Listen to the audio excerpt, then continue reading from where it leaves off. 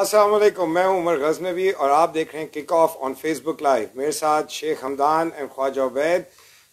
सम quick questions guys, हम लोग थोड़े से सवाल हैं, मुझे आपके शॉर्ट आंसर्स चाहिए। रोनाल्डो, मेसी, सुआरेज, तीन बड़े नाम हैं जो इस वर्ल्ड कप पे एटलीस्ट इंटरनेशनल फुटबॉल या कम से कम वर्ल्ड कप फुटबॉल को खैराबाद कह के जा रहे हैं। आपके ख्याल से फुटबॉल कम्युनिटी इनमें से सबसे ज़्यादा किसको मिस करेगी? सुआरेज को तो नहीं करेगी, उसने काफी लोगों को चबा लिया है, गाना वाले स्पेशली।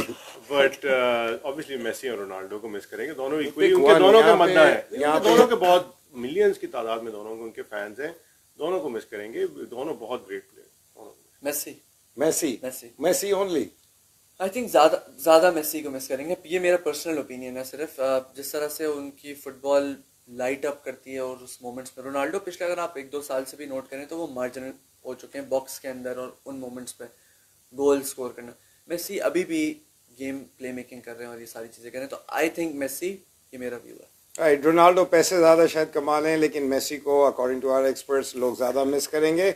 इसके बाद नेमार ने पेनल्टी उनकी आई नहीं, जब ब्राज़ील ने चौथी पेनल्टी मिस की और नेमार की बारी आई नहीं। आपके ख्याल से नेमार को पहले पेनल्टी लेनी चाहिए थी? और दूसरा ये है कि हैरी केन की मिस पेनल्टी, क्या उनको मे बी मार्कस रैशफोर्ड को चांस देना चाहिए था? नहीं, मार्कस रैशफोर्ड को चांस दे सकते थे, मगर हैरी केन जो है उनके बेस्ट पेनल्टी टेकर हैं, तो उनका तो हक बनता था लेना। और दूसरा नेमार की, आई थिंक वो शायद थके हुए इतने ज़्यादा थे 120 मिनट के बाद कि उनको पेनल्टी इन्होंने 5th नंबर पर रखा। बट आइडियली तो उनको लेनी चाहिए थी पहले, ताकि ये जो 3 इतनी बुरी पेनल्टीज उनके टीममेट्स ने ली हैं उसमें एक गोल होता तो शायद 5वें पेनल्टी तक मैच जाता। हमदान, मेसी ने पहली पेनल्टी ली नेदरलैंड्स के अगेंस्ट। इनफैक्ट नेदरलैंड्स के कैप्टन जो कि यूजुअली पेनल्टी टेकर नहीं हैं, उन्होंने भी खुद ही लीड फ्रॉम द फ्रंट की कोशिश करी है। वो नहीं चलें कुछ नहीं होता, वेल हुआ। बट आपका क्या ख्याल है about the miss penalty and Neymar? Very personal view again. मुझे ऐसे फीलिंग आती है कि your strongest penalty taker should be the first penalty taker. ये मेरा व्यू है, पहला बंदा होना चाहिए। दूसरा एक और स्ट्रैट भी है, 60% जब आप सेकंड पेनल्टी लेते हो वो टीम हारने के चांस ज़्यादा होते हैं उसके। सो उसके अंदर अगर आप पहली पेनल्टी मिस कर रहे हो तो इट्स एडेड प्रेशर, तो आप अपने बेस्ट पेनल्टी टेकर को पहले लेना चाहिए, ये मेरा व्यू है।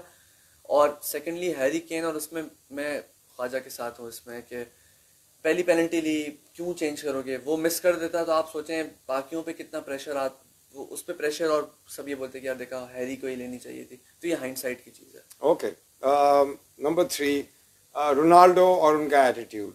वो लोगों ने इस बात को भी क्रिटिसाइज़ किया कि वो रोते हुए चले गए, टीम का कोई उन्हें ख्याल नहीं है, किसी को गले नहीं लगाया, और टूर्नामेंट में पहले भी उनके काफ़ी मसले रहे। रोनाल्डो के बारे में क्या कहेंगे? Sad ending to a great career. Sad ending to a great career, बिल्कुल सही। और बड़े लोगों की बड़ी बातें हों नहीं, मगर टू बी ऑनेस्ट वो इतना सदमा था उनको, और जब उनके बाद में उनका सोशल मीडिया पे भी आया कि मेरा सबसे बड़ा ख्वाब था ये कि मैं अपने मुल्क के लिए एक वर्ल्ड कप जीतूं, तो उस वक्त उनका जाना इस तरह बाहर, वो ऐसी कोई बड़ी बात नहीं है। लोगों को कहानी बनाने के लिए आप बना सकते हैं, but I think it's fair.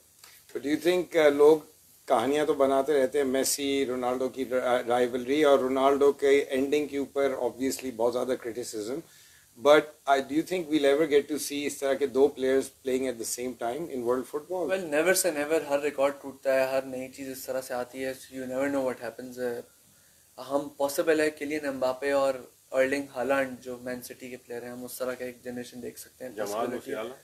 Jamal मुसियाला, जूड Bellingham, कुछ भरोसा नहीं है, हमेशा हिस्ट्री रिपीट होता है, वो चीज़ होती है। बट आई थिंक मैं खुद उनका बहुत बड़ा क्रिटिक हूँ। पिछले कुछ दिनों में उनके एंटिक्स मुझे भी नहीं पसंद आ रहे, लेकिन मैच हारने के बाद नेचुरल है। मतलब मुझे भी, मैं क्या करूँ पिच पे बैठ के। Okay, now for the important bit, we're asking for predictions. Morocco versus France. France in normal time, extra time. Normal time France. France in normal time.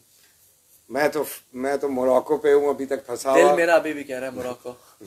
दिमाग हर चीज में दिमाग नहीं ब्लैंक कर दिया है। मोरक्को को जीतना है किसी भी हाल में। Okay, that's Morocco, France, Argentina and Croatia. ये याद रखिए कि हमने ये बात डिस्कस की है शो के अंदर भी। क्रोएशिया का 90 मिनट्स के बाद अगर आप क्रोएशिया के साथ हैं तो चांसेस ये हैं कि आप घर जा रहे हैं।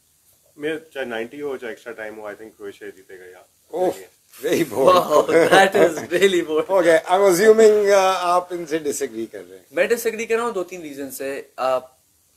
एक तो अगर चला भी जाए एक्स्ट्रा टाइम पे, जो इनके गोलकीपर हैं अर्जेंटीना के, एमी मार्टिनेज, वो भी पेनल्टी स्पॉट स्पेशलिस्ट हैं. वो आर्सेनल को एफए कप जिता चुके हैं. इस तरह से लास्ट अर्जेंटीना में ब्राजील में जो कोपा अमेरिका, उसमें भी उन्होंने सेमीफाइनल जिताया. इसमें अभी उन्होंने क्वार्टर फाइनल जिताया. तो मुझे नहीं लगता ये सेम मैचअप है. चला भी जाए, I think Argentina is winning it. I honestly think, I mean, I'm an Argentina fan Maradona के दिन से, लेकिन मुझे भी यहाँ पे ऐसा लग रहा है कि शायद क्रोएशिया एंड मोरक्को, जो हम क्रिकेट पे कहते हैं ना कि वो जज्बे में शायद जीत जाएं, वो शायद जज्बा उनको आगे लेके निकल जाए. मोरक्को के अंदर तो चलने जज्बा की बात हो सकती है, लेकिन क्रोएशिया की पेडिग्री अब है फाइनल्स खेलने की और कंसिस्टेंट परफॉर्मेंस की. आई एम होपिंग दोनों अंडरडॉग्स आगे आए, हमें एक नया विनर देखने को मिले. As much as I enjoy Messi's game and as much as I like Argentina, I want a new winner. Regardless of whoever wins in this World Cup, history would be created. Right, those were the views of our experts, of course. और अब हम सुनना चाहेंगे आपके views. Please नीचे comment जरूर दीजिएगा. अल्लाह हाफिज.